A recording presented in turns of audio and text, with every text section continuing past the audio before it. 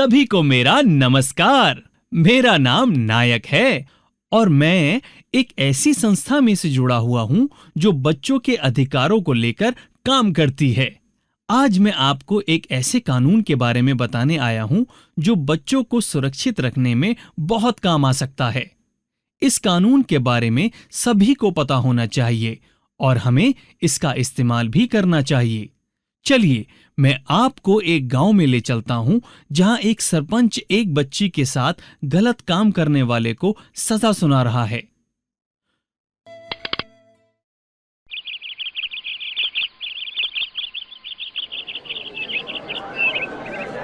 सबकी बातें सुनकर पंचायत ये फैसला देती है कि रामदीन की बेटी ने जो आरोप पलटू पर लगाया है उस पर कोई सच्चाई नहीं है।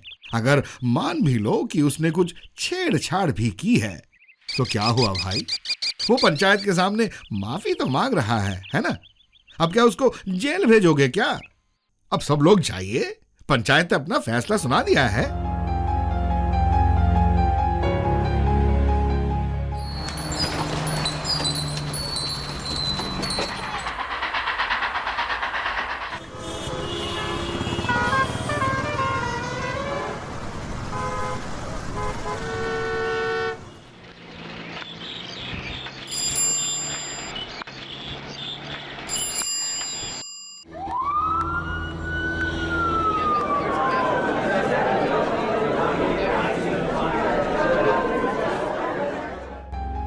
मुझे तो ये हमेशा से ही गलत आदमी लगता था। हाँ, प्रिंसिपल का चहेता था, इसीलिए कोई कुछ कहता नहीं था। अच्छा हुआ वसुधा ने देख लिया, वरना और भी बहुत कुछ हो सकता था। कमला, ये सब क्या हो रहा है? चौकीदार भैया को पुलिस क्यों ले गई? कोई चोरी हुई क्या? अरे नहीं, उन्होंने बहुत गलत काम किया है। वो सोनू है ना, क्लास 5th में, जो सुबह जल्दी आके फुटबॉल प्रैक्टिस करता है। हाँ? चौकीदार भैया ने आज उसे अकेले में ले जाके उसके कपड़े उतार दिए और उसके साथ गलत काम करने की कोशिश करने लगा। पता भी है? फिर? वो तो वसुधा मैम ने देख लिया और उसे पुलिस को दे दिया। कमला, मेरी माँ मुझे बोलती है कि कोई भी बात हो तो अपने परिवार या दोस्तों को जरूर बताओ। मुझे लगता है वो सही बोलती है। तुझे मालूम है, मैं इस बार गांव गई थी। वहाँ गांव के लड़के ने मेरी दोस्त के साथ बहुत ही गलत हरकत करी और उसे पंचायत ने माफ कर दिया। काश चौकीदार भैया की तरह उसे भी जेल हो जाती। चलो वसुधा मैम से पूछे कि पंचायत ने गलत किया या सही।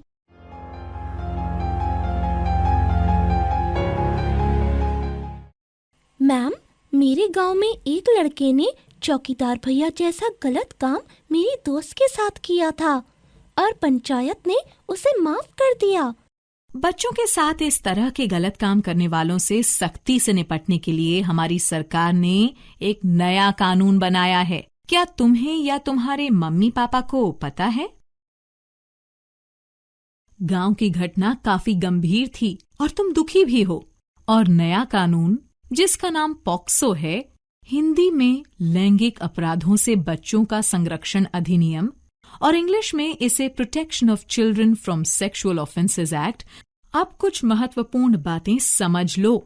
पहला, ये कानून सभी बच्चों को सुरक्षा देता है, लड़की हो या लड़का। सोनू के बारे में पता है ही तुम लोगों को, चौकीदार इसी कानून के कारण जेल गया। दूसरा, इस कानून में अपराध किसी तरह का हो, बच्चे कभी जिम्मेदार नहीं होते हैं, इसलिए बच्चों ऐसी सब बात अपने परिवार वालों से या दोस्तों को बतानी चाहिए। अब समझ में आ गया, बच्चे को कोई भी कुछ नहीं कहेगा। तीसरा, ये देखा गया है कि इस तरह के अपराध अक्सर बच्चों को जानने वाले ही करते हैं। पड़ोस का कोई, चौकीदार, यहाँ तक कि घर के लोग भी गलत काम कर जाते हैं बच्चों के साथ। इसलिए कानून ने ऐसे लोगों को और कड़ी सजा दी है।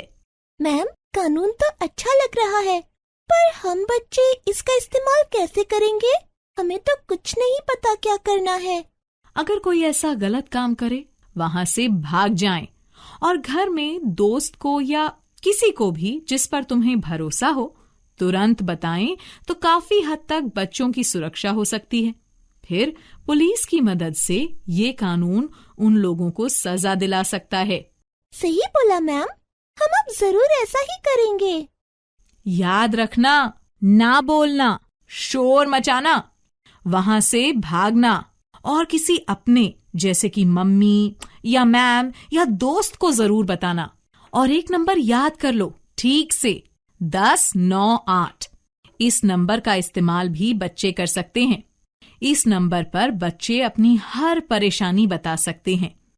ना बोलना, शोर मचाना, वहाँ से भागना और घर या स्कूल में किसी अपने को बताना। वाह जी वाह, दिव्या और कमला ने तो ये सब समझ लिया। क्या आपने समझा? ये जरूरी है क्योंकि बच्चों की सुरक्षा की जिम्मेदारी बड़ों पर है। और एक बात, मैंने इस सरपंच की शिकायत पुलिस से कर दी, क्योंकि अगर आप बच्चों के साथ हुए किसी गलत काम को जानते हैं और उसे छुपाते हैं तो आप भी अपराधी हैं। आइए देखें सरपंच जी साहब कहां पर हैं।